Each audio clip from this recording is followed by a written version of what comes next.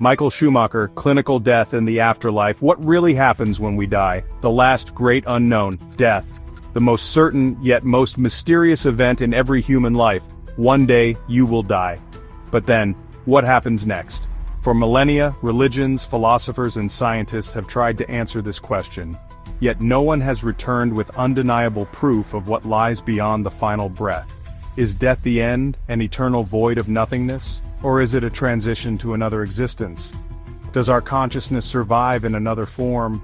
These are not just philosophical questions, they are deeply personal because one day, we will all face this reality. And when we talk about the edge of life and death, one name stands out: Michael Schumacher. In 2013, the world's greatest Formula One driver suffered a devastating skiing accident that left him in a deep, prolonged coma. For more than a decade, Schumacher's condition has remained a closely guarded secret. But what if Schumacher experienced something beyond life? What if, during his time between consciousness and unconsciousness, he saw what comes after death? This is a story of science, spirituality, and the ultimate mystery of human existence.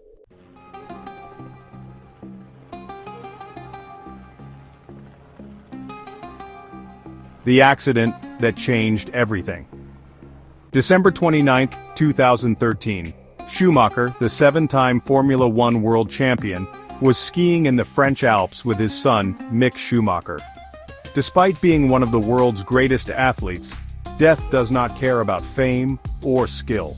A slight miscalculation, a change in terrain, and in an instant, Schumacher's body slammed into a rock with deadly force.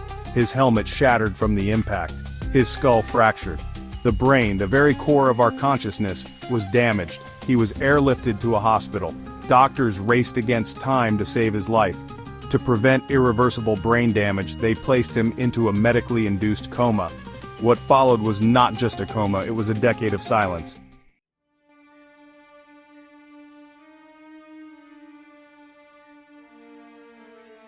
Is he still conscious, trapped between worlds? For over 10 years, Schumacher has been in a state between life and death. Doctors say he is in a minimally conscious state. He is alive, but is he aware? Does he feel time passing?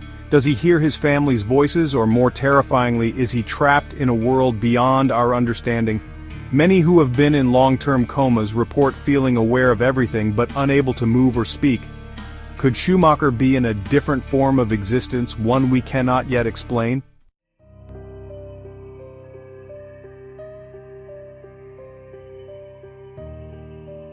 Introduction. The final threshold. Death. The one event that no human being can escape. For centuries, science, philosophy, and religion have tried to answer one terrifying question. What happens when we die? Is death simply the end, an eternal void where nothing exists? Or is it a transition, a doorway to something beyond human understanding? This question becomes even more mysterious when we look at clinical death. A state where the body shuts down, the heart stops beating, the brain stops functioning, and yet many people return. They come back with strange and unexplainable stories. They describe seeing a bright light, leaving their bodies, and experiencing a reality beyond this world. Are these hallucinations, or proof that something exists after death? This is the story of clinical death. The moment when the body dies, but the mind returns.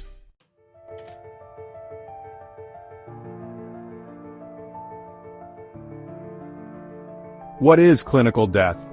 Science defines clinical death as the moment when the body stops functioning, the heart stops beating, breathing ceases, the brain shuts down.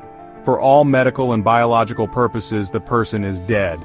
But sometimes, people who are clinically dead for minutes or even hours suddenly return to life. And when they do, they bring back stories that defy science. These experiences are called near-death experiences, NDEs.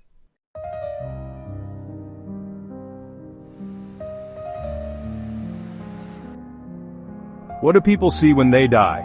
Thousands of people have reported strikingly similar experiences during clinical death. These experiences do not follow any single religion or belief system. They seem universal. Here's what people commonly report. 1. A bright light and a tunnel. Many describe seeing an intense, glowing light. They feel drawn toward it. A tunnel appears, leading them toward something beyond this world. The light feels warm, peaceful, and familiar. One man who was dead for 12 minutes described it as more real than reality. 2. Floating above the body. Another common experience, people feel themselves rising above their own body. They see doctors trying to revive them. They hear conversations that they could not have possibly heard. Later, they accurately describe what happened in the room, even though they were medically dead. 3. Meeting dead loved ones. Many who experience clinical death report meeting deceased relatives or friends. Some describe seeing their mother, father, or grandparents, even those they never met in life. They feel a profound sense of love and peace. Often these spirits tell them, "It is not your time, go back," then suddenly they wake up. 4. A life review. Some people experience a rapid review of their entire life. They see every moment of their existence. They feel every emotion they caused in others, both good and bad. Some describe it as a lesson in morality, a chance to understand the true meaning of life. 5. The point of no return. Many near-death experiencers describe reaching a threshold, a place where they must decide whether to continue or return to life. Some are pulled back suddenly. Others make the conscious choice to return, often because of unfinished business.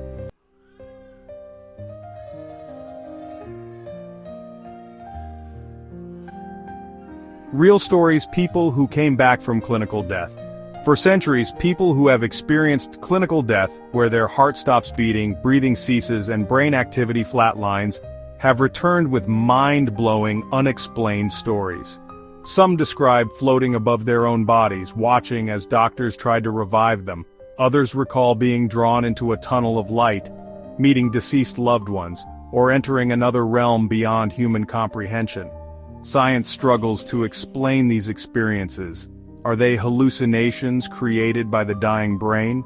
Or do they provide real evidence that consciousness exists beyond the body? Here are some of the most extraordinary real-life cases of people who died and came back. Dr. Valentino to the OR, please. Dr. Valentino to the OR, please. Dr. Eben Alexander, the neurosurgeon who experienced the afterlife.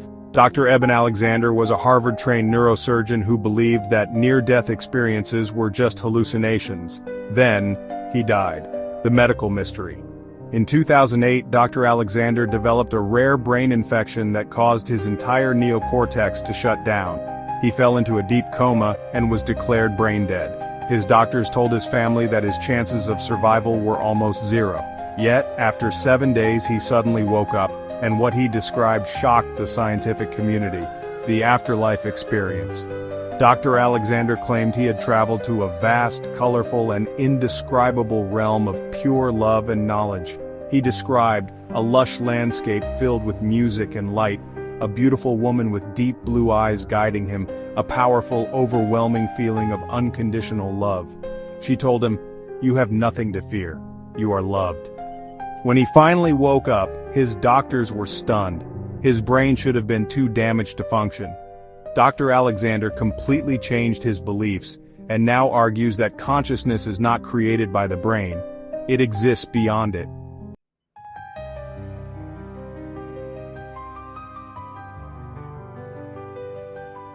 Pam Reynolds, the woman who watched her own surgery. Pam Reynolds' case is one of the most scientifically baffling near-death experiences ever recorded. She was clinically dead for over an hour during a risky brain surgery, the surgical procedure. To remove a dangerous brain aneurysm, doctors performed a radical procedure called hypothermic cardiac arrest, also known as the standstill operation. Her body temperature was lowered to 60 degrees Fahrenheit. Her heart was completely stopped. Her brain activity flatlined. She was legally and medically dead, what she saw. When she woke up, she described watching the entire surgery from outside her body. She accurately recalled the specific tools used by the doctors, the conversations they had in the operating room, the surgical saw that was used to open her skull. The most shocking part? Her ears were blocked, her eyes were shut, and her brain was inactive. Yet, she described everything in perfect detail, something impossible under normal medical understanding. Pam later explained that she had traveled through a tunnel of light, met deceased loved ones, and felt an overwhelming sense of peace and love. Doctors and scientists still struggle to explain her case.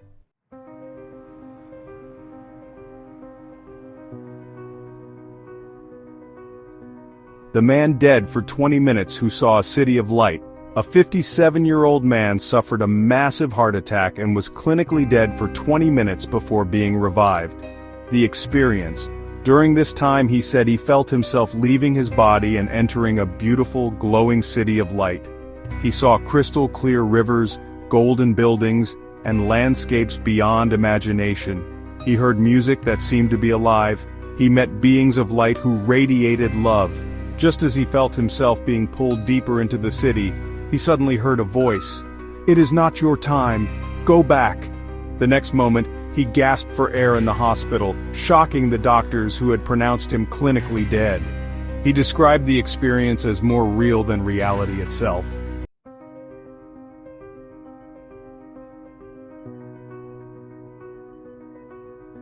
A man who had no belief in the afterlife suffered a fatal allergic reaction and was pronounced dead for over 10 minutes before being revived. What he saw terrified him. He floated above his body, watching the doctors trying to revive him. He suddenly found himself in a dark space where he could see his own funeral.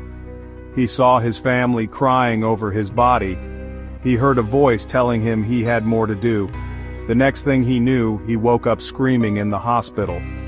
After this experience, he became deeply spiritual, convinced that consciousness exists beyond the body.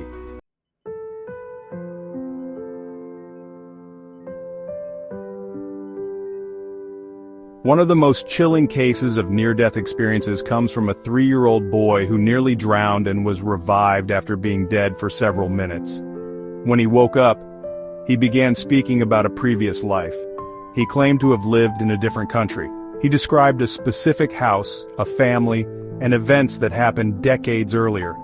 His parents researched the details, and they were all true. The case remains one of the strongest pieces of evidence for reincarnation.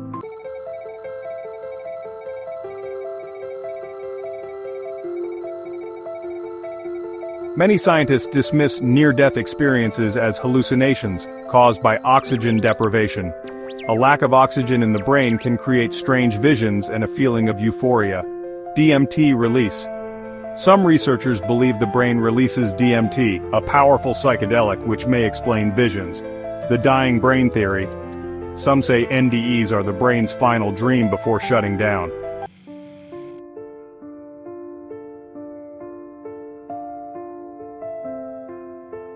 But here's the problem: how do people describe things they couldn't possibly see? Why are their memories clearer than waking reality? Why do these experiences follow the same patterns across different cultures? Some scientists are starting to challenge traditional views, suggesting that consciousness may exist beyond the physical brain.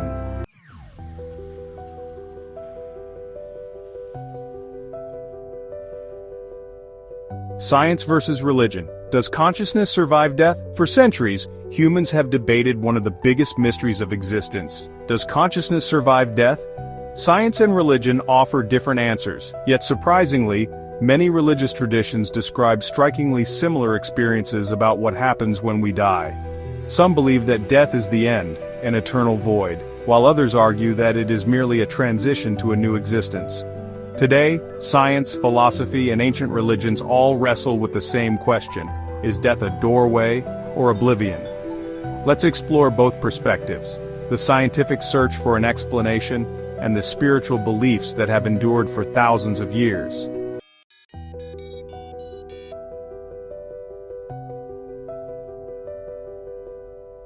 The scientific perspective: what happens to consciousness at death? Modern science states that consciousness is a product of the brain. When the brain shuts down, consciousness should cease to exist. Memory, thoughts, and self-awareness are believed to be tied to neural activity. The body dies, the brain dies, and that should be the end. But here's the mystery.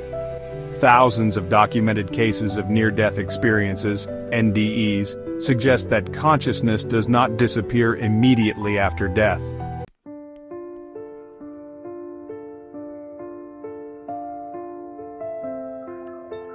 Theories that challenge science's understanding of death.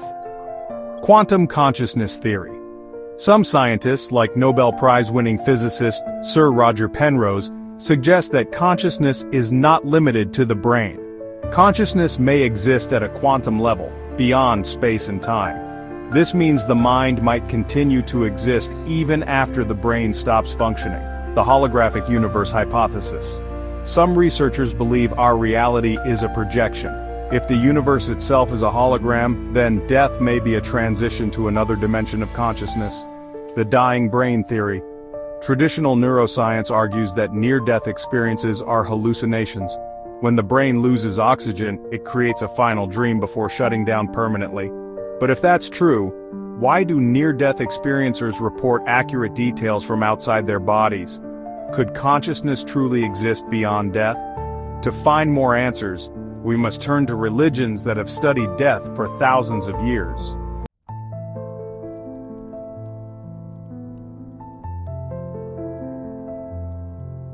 What religions say about life after death? Ancient cultures and religions worldwide have attempted to explain what happens after death.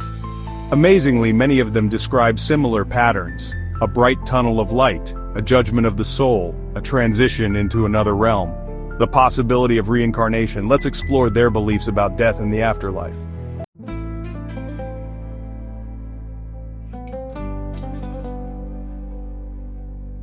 Christianity, heaven, hell, and judgment. Christianity teaches that after death, every soul faces judgment. Heaven, an eternal paradise, a place of peace, love, and unity with God. Hell, an eternal punishment, a realm of darkness and suffering for the wicked. Purgatory, a place of cleansing. In Catholicism, some souls undergo purification before entering heaven. The Bible's near-death experience. In Luke 16:19-31, Jesus tells the parable of Lazarus and the rich man. The righteous Lazarus goes to a place of comfort. The evil rich man finds himself in a place of torment. This closely mirrors near-death experience reports, where some describe heavenly peace, while others report terrifying voids of darkness.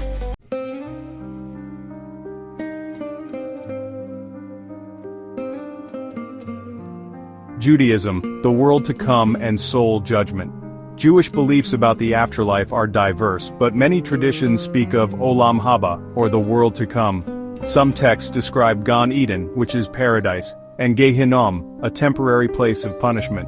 The Kabbalah speaks of reincarnation and the journey of the soul through different lifetimes. The Talmud suggests righteous souls live on in spiritual peace, while the wicked must atone for their sins. The case of the Jewish mystics' death and return. Rabbi Yehuda Hanassi, a Jewish scholar, was said to have had a near-death experience in which he saw the divine world and was given the choice to return. His case echoes modern near-death experience accounts where people are told, "It is not your time."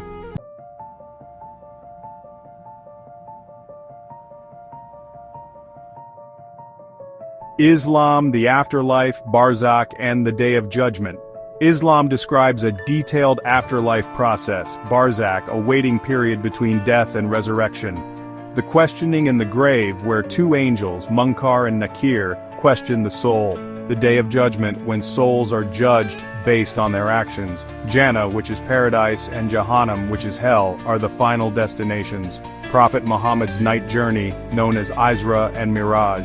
Islamic tradition describes Prophet Muhammad's miraculous journey to the afterlife, where he saw paradise and hell, similar to modern near-death experiences.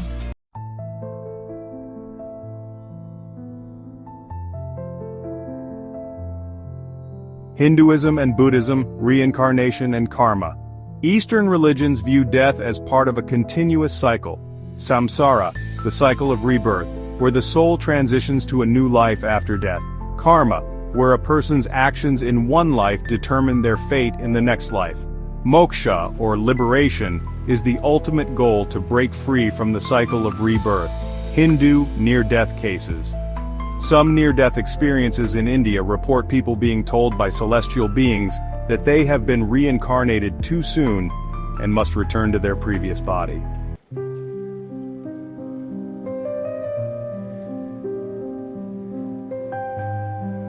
Ancient Egypt, judgment by Osiris. The ancient Egyptians believed that after death the soul faced judgment in the hall of Osiris. The soul's heart was weighed against a feather. If it was light, the soul entered Eru, the eternal paradise. If it was heavy with sin, it was devoured by the monster Ammit. This idea is shockingly similar to the Christian concept of Judgment Day.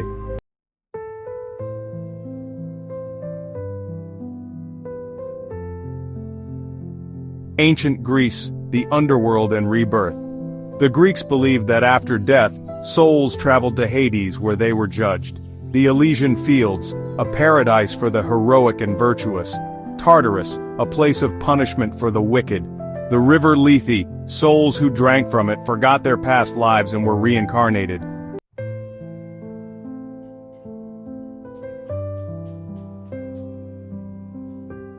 Sumer, the first recorded afterlife beliefs. The Sumerians, the oldest known civilization, believed the dead traveled to Kur, a shadowy underworld. The journey was full of obstacles and trials. Some souls could return if they had unfinished business, a belief that echoes modern ghost stories.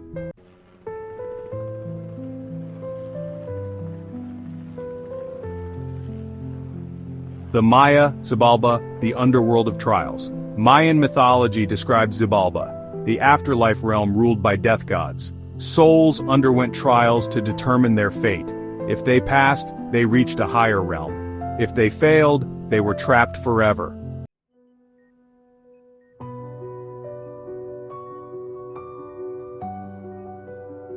The biggest question, is Schumacher still there? For over a decade, Schumacher's condition has remained a mystery. He is not dead, but is he truly alive? Is he aware of what is happening around him? Does he hear his loved ones speaking to him? Or is his consciousness somewhere else, trapped in a different state of existence? Is he still there inside his body? Or has his mind moved on to a reality we cannot yet understand? Can he think but not speak? Does he feel time passing? Is he in a dreamlike state that never ends? Is his consciousness in a different form of existence? What if Schumacher is still aware, but trapped inside his own mind?